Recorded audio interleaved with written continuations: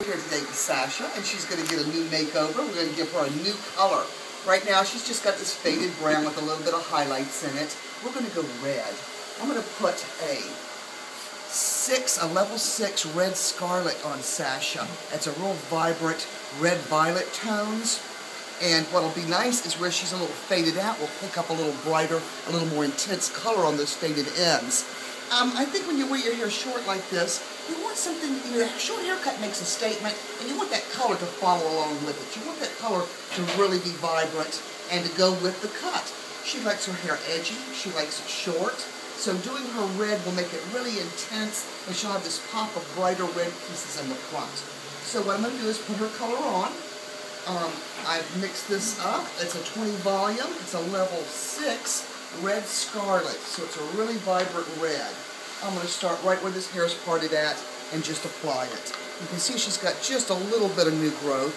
She's got very little gray. She's got a little splotch in the front there. So I'm going to go ahead and put this on this new growth first. And then once I get all of that on, then I'll apply it to the ends and it'll process all together. We're going to process her for the full time, 45 minutes. We want this color to really stay. We want it to really not have a lot of fading in it, so I'm going to do it the full time. And you'll come back and you'll see her cut, and you'll get to see this finished hair color.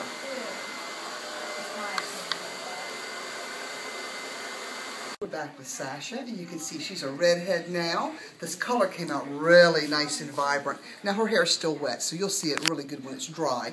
But what I want to do first is give her a haircut. And you know, she wears it short, she wears it really well.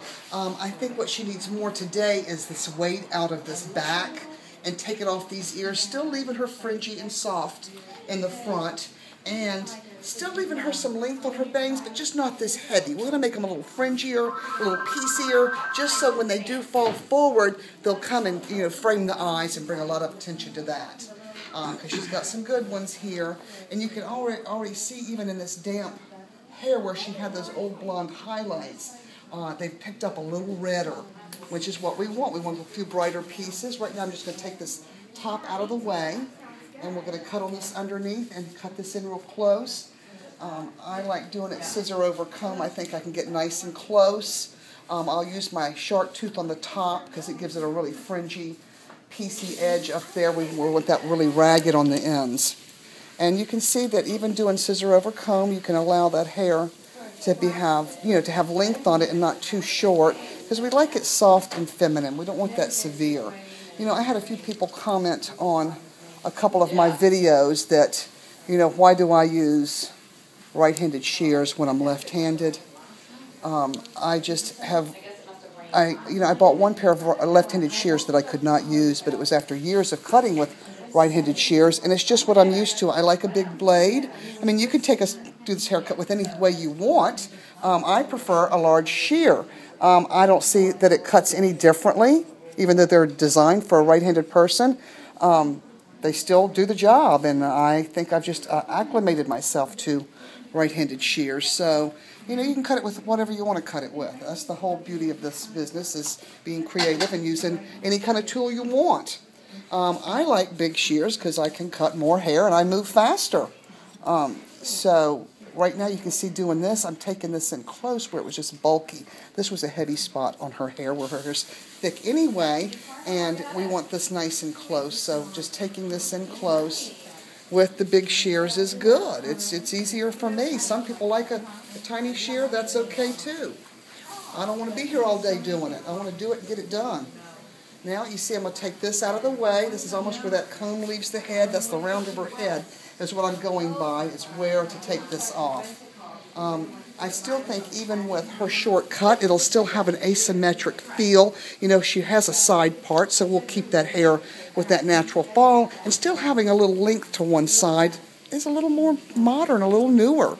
So you can just play around, and when the hair is thick like this, it does like a lot of the texturizing or the razoring through that top, which makes the ends light and just wispy. We like this ragged here, so we're leaving that. You can see right here, this neckline is strong. We're going to take this in a little closer, bringing that up. And you can already see as her hair's starting to dry, she's going to be a nice, vibrant red. It's going to really play up her haircut And like I said earlier, it just makes such a statement. It stands out, and she wears it well. Sasha is naturally a medium brown. She's not dark, but you can see where her edges were light naturally. It just came out a little more vibrant. See, this is a pretty neckline. We like leaving that natural neckline. And when you pull this down, you can see none of this really reaches, but we have some weight in there, and that's what I'm going to take out with my shark tooth.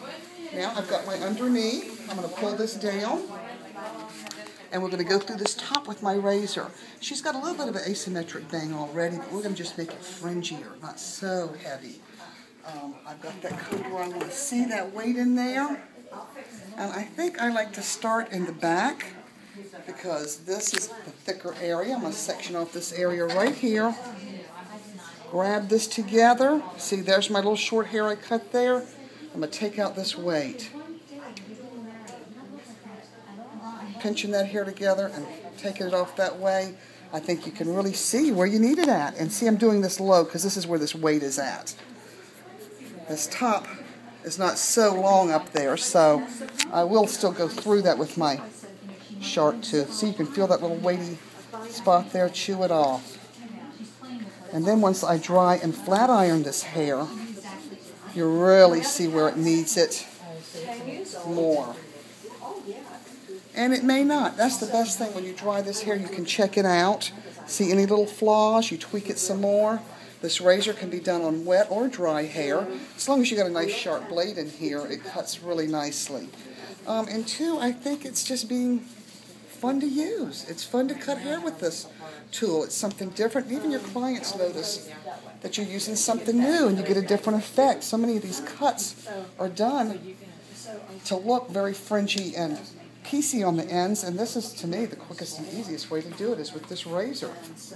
See, I'm just taking this hair and holding it down low and taking it off just where I feel it at, because that top's not even reaching. You see right in there, little heavy spot? Let's take it off. That way it won't be bulgy or thick through the sides. We want this to lay down nicely. Or if she wanted to push this hair back off of her face, she still has styling options with this, leaving some length on the top. See, I'm pulling this back slightly just because she's sparse right there.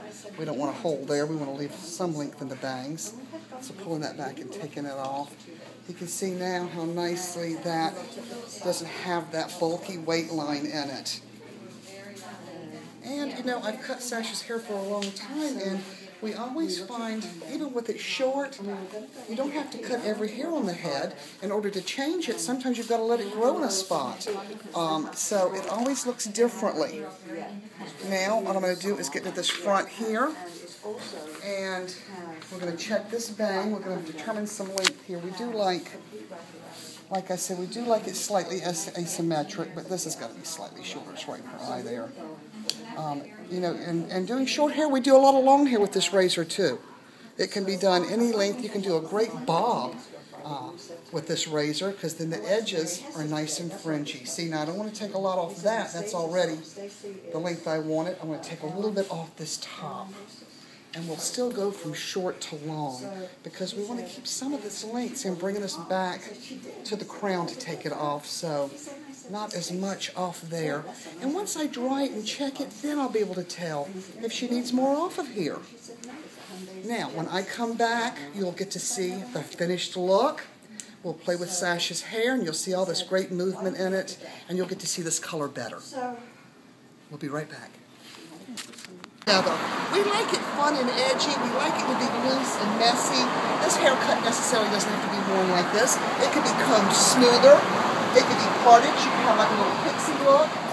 So there's so many different possibilities you can do with this hair. It doesn't necessarily have to be spiky. We can make it conservative or edgy. I just want you to see, turn a little bit here, Sasha, because you can see her neckline. This is where I took it in closer, so it hugs her head nicely. Just gives her a nice silhouette. And two, you can see where I had razored. I had scissor overcombed the edges, so it still left them soft. It still has the look of being razored when it wasn't. This is where I did this shark tooth and went through this top. And now she's got a new look with a new color that really is going to be my walking advertisement. Thanks for watching today.